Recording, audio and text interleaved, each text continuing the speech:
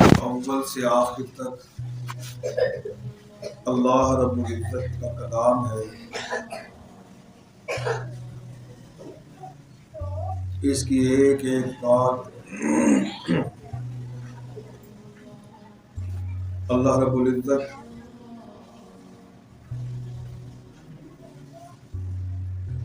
اور روح الامین اور جناب محمد رسول اللہ صلی اللہ علیہ وسلم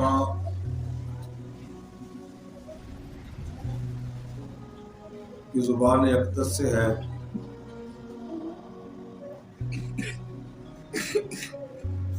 ہم اہل ایمان کا، مسلمانوں کا عقیدہ یہ ہے قرآن مجید بسم اللہ کی بے سے والناس کی سین تک اس میں جو کچھ بھی درج ہے، اس میں کسی قسم کا کوئی عیب، کوئی نقص، کوئی کجی، کوئی ایسی بات نہیں کہ جو ماننے کے لائق نہ ہو، بلکہ اس کی مان کے عمل پیدا ہونے والے متقین کہلائے، اور جو متقین ہوئے ان کو رب تعالیٰ کی راہ مل گئی، رب تعالیٰ ان کے ساتھ ہو گیا حتیٰ کہ انہوں نے اپنے رب کو پا لیا. قرآن مجید میں رب تعالیٰ نے اپنا تعارف کروایا ہے، اپنی مخلوقات کو بتایا کہ میں تمہارا خالق، مالک اور وارث ہوں.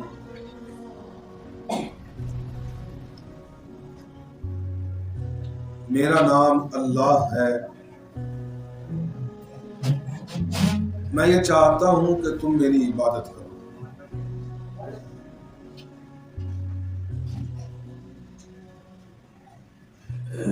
موسیٰ علیہ السلام جب کوہ طور پہ پہلی دفعہ رب تعالیٰ سے ہم کلام ہوئے تھے،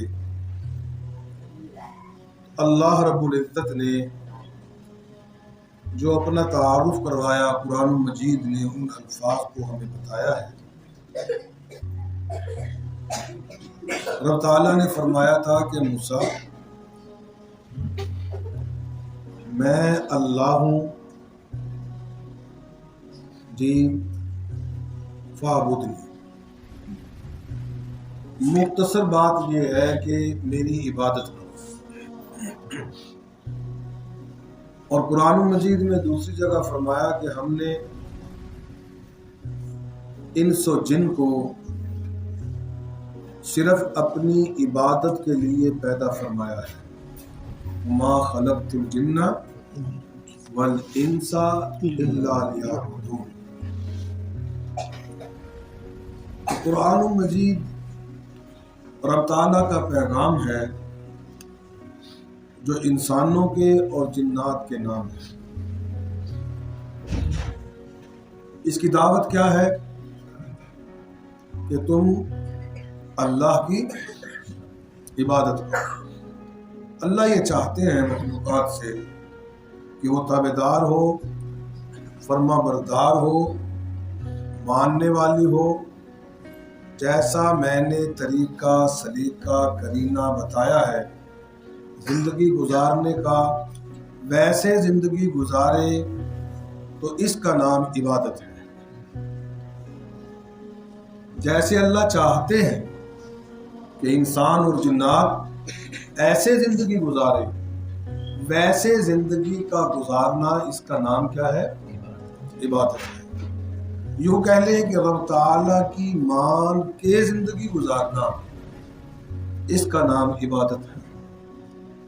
یوں کہہ لیں کہ اللہ رب العزت کی طرف دھیان اور خیال کا ہر وقت سوتے اور جاگتے، جاگتے اور سوتے اٹھتے اور بیٹھتے، چلتے اور پھرتے، کھاتے اور پیتے، بولتے اور سنتے، کسی بھی مرحلہ زندگی میں ہم ہوں، اپنی محبت کا، عقیدت کا، اپنی سوچ کا محور اللہ رب العزت کو بنا لینا، اس کا نام عبادت ہے۔ اور اللہ یہی چاہتے کہ میرا بندہ صبح جاگنے سے رات سونے تک اور رات سونے سے صبح جاگنے تک کسی بھی مقام پر ہو، بس وہ میری عبادت میں۔ جناب رسول اللہ صلی اللہ علیہ وسلم نے اس عبادت کو اللہ رب العزت کی مرضی اور منشا کے مطابق ہمیں بتا کر ہمیں دن اور رات، رات اور دن کا گزارنا سمجھایا، بتایا، سکھایا۔ اس لیے عبادت کا طریقہ کس کا ہے؟ جناب محمد الرسول اللہ صلی اللہ علیہ وسلم۔ اور عبادت کس کی ہے؟ اللہ جل شانہ۔ بس خوش نصیب ہیں وہ لوگ جو رب تعالیٰ کی عبادت میں ہر وقت رہتے ہیں۔ ان کا ملنا اور بچھڑنا، ان کا غصہ اور پیار، ان کا لینا اور دینا، ان کا مال خرچ کرنا اور کروانا، ان کا آپس میں ایک دوسرے سے مناسبت کا قائم کرنا اور مناسبتوں کا رکھنا، حتیٰ کہ ایک دوسرے سے محبت کرنا، ایک دوسرے سے خفا ہونا، غصہ کرنا، یہ سب اگر اللہ کے لیے ہے، یہی تکمیل ایمان ہے اور یہی عبادت ہے۔ اسلام نے اپنے ماننے والوں کو کسی بھی لمحہ زندگی میں اکیلا نہیں چھوڑا۔ ہر کام کا طریقہ اور سلیقہ جناب رسول اللہ صلی اللہ علیہ وسلم نے اور آپ علیہ السلام کے پیروکار خلفاء نے ہمیں کرنے کا بتایا ہے، سمجھایا ہے، سکھایا ہے۔ مسلمان وہی ہے جس کا ہر سانس اللہ کی یاد میں، اللہ کے دھیان میں، اللہ کے ذکر میں گزرے۔ وہ سانس زندہ ہو جاتا ہے، وہ سانس امر ہو جاتا ہے جو اللہ کے ذکر میں لیا جاتا ہے۔ اس سانس کو بیج کی طرح بو دیا جاتا ہے، اس پہ نیکیوں کے پھل اور پھول لگتے ہیں۔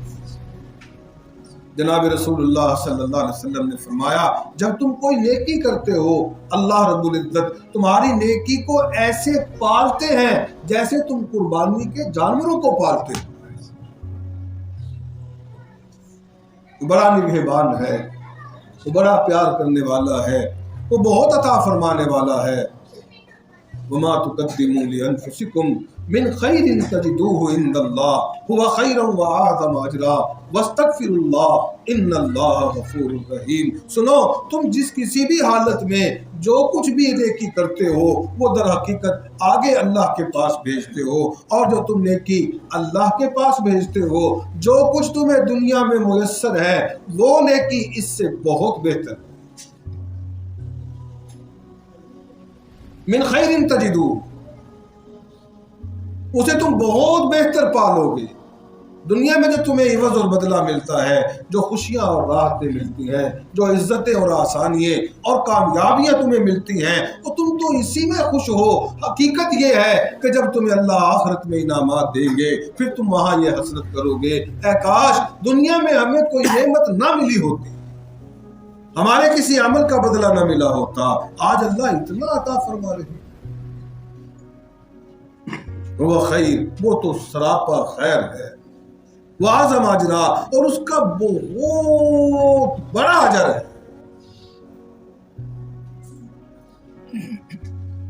دنیا کو کافی سمجھنے والے، دنیا کو حرف آخر سمجھنے والے، دنیا کی لذات میں کھو جانے والے، دنیا کے دھوکے میں آ جانے والے، در حقیقت خود دھوکے میں مبتلا۔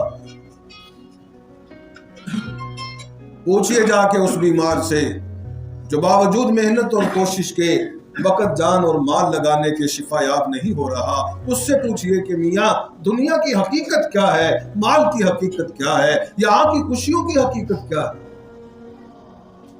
پوچھئے اس سے جو اتنا بیمار ہے، ایک لقمہ کھانے کا نہیں کھا سکتا، معذوری کی حد تک چلا گیا ہے، سوکھ کر کانٹا ہو چکا ہے، ڈاکٹر کہتے ہیں سمجھ نہیں آتی، ہمیں نہیں سمجھ آ رہا، تم کیوں نہیں کچھ کھا پا رہے ہو؟ ہم نے جو پڑھا ہے، جو علم اور ہمارا تجربہ اور مشاہدہ ہے، ہمارے جتنے وسائل ہیں، ہم تمہیں دنیا کی بہترین ادویات دے چکے، پتہ نہیں تم کیوں نہیں ٹھیک ہو رہے؟ پوچھئے اس لاچار سے جو چلنا چاہتا ہے اور چل نہیں سک رہا، پوچھئے اس نہ بولنے والے سے جو بولنا چاہتا ہے اور بول نہیں پا رہا، پوچھئے اس نہ کرنے والے سے جو کرنا چاہتا ہے اور کر نہیں پا رہا، پوچھئے اس بیٹھے ہوئے سے جو اٹھنا چاہتا ہے اور اٹھ نہیں پا رہا۔ یہ سب اللہ کے امر سے ہوتا ہے، اللہ نے ہر چیز کو مسخر فرمایا ہے۔ اللہ جب اپنا امر کھینچ لیتے ہیں، ہر چیز بے بس اور بے جان ہو جاتی ہے۔ کوئی محنت، کوئی کوشش، کوئی وسائل، کوئی تعلقات، کوئی علم، تجربہ اور مشاہدہ اس وقت کام نہیں آتا جب اللہ کی مرضی نہ ہو۔ اللہ چاہتے ہیں تو یہ چیزیں ایکٹیو ہوتی ہیں، اللہ چاہتے ہیں تو ان سے فائدہ ملتا ہے۔ اگر فائدہ مل بھی جائے، اللہ فرماتے ہیں جو میں تمہیں دوں گا وہ اس سے بہت بڑا فائدہ ہے۔ اور سنو، تم پھر دنیا کی نجاستوں میں، غلاظتوں میں، نحوستوں میں، بدکاریوں میں لتھڑے ہوئے ہو، بڑے ہوئے ہو، ان میں پھنسے ہوئے ہو، واستغفر اللہ۔ میں اللہ تمہیں آپشن دیتا ہوں، ابھی بھی طریقہ بتاتا ہوں، بعد آ جاؤ، استغفار کرتے رہا کرو، استغفار کرتے رہا کرو۔ اللہ استغفار سے کیا ہوگا؟ اوہو ان اللہ غفور الرحیم۔ اللہ فرماتے ہیں اوہو نہ سمجھ، تمہیں ابھی نہیں پتا چلا کہ مجھ اللہ کا ایک تعارف یہ بھی ہے کہ میں اپنے بندوں کو معاف فرما کر ان پہ رحم بھی فرما دیا کرتا ہوں۔ آسیو باز آ جاؤ، خاتیو باز آ جاؤ، گناہگارو باز آ جاؤ، بد چلو باز آ جاؤ، بد معاشو رک جاؤ، مکارو ریارو رک جاؤ، دھوکہ بازو رک جاؤ، باز آ جاؤ، چھوڑ دو، ابھی بھی وقت ہے کہ ان کاموں کو ترک کر دو، مجھ سے استغفار کر لو۔ میں اللہ وعدہ کرتا ہوں تمہیں معاف بھی کر دوں گا اور تم پہ رحم بھی فرما دوں گا۔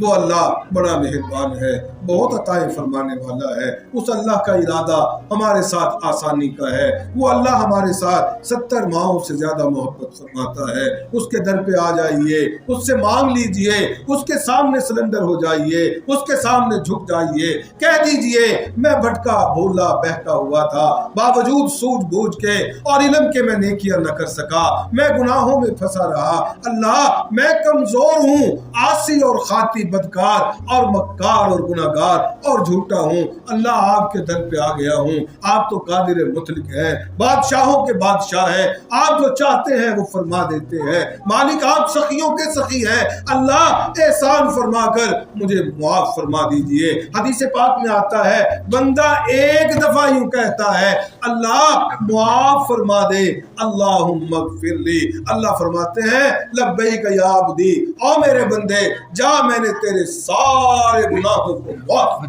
دیا۔ بزرگوں نے فرمایا ہے گد صد بار توبہ شکستی بازا، سن نفس اور شیطان کے دھوکے میں نہ رہنا۔ یہ تمہیں کہے گا تو تین شرم نہیں آندی، تو بھی بڑی معافی منگی ہے، 100 باری اگے تم وعدہ توڑ چکے ہیں، پھر اللہ سے کر رہے ہو۔ اکابرین نے لکھا کہ بندے جتنی دفعہ چاہے توبہ کر کے توڑ چکا، جب تجھے احساس ندامت ہو، جب شرمندگی ہو کہ میں نے اچھا نہیں کیا، مجھ سے اچھا نہیں ہوا، فوراً اللہ کے حضور توبہ کر لے۔ وہی توبہ کا وقت ہے، یہ احساس ہونا کہ میں نے غلط کیا ہے۔ یاد رکھ اس وقت اللہ تیری طرف محبت کی نگاہ فرما رہے ہیں۔ وما تشاءون الا ان یشاء اللہ، سنو تم تو سوچ بھی نہیں سکتے جب تک کہ اللہ نہیں چاہتا۔